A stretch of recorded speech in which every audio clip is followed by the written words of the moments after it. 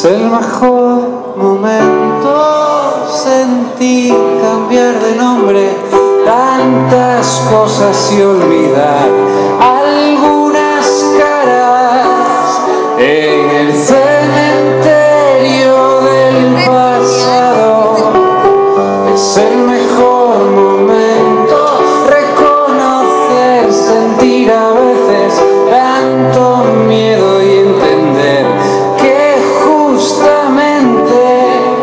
ese es el gesto más valiente.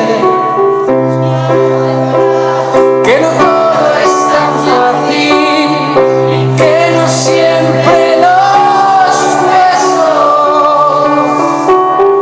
aguantan el peso.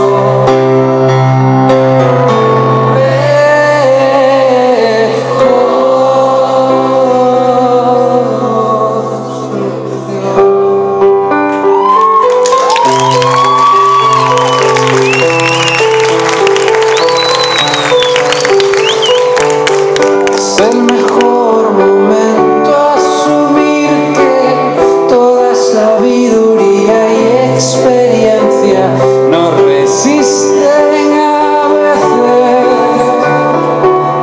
la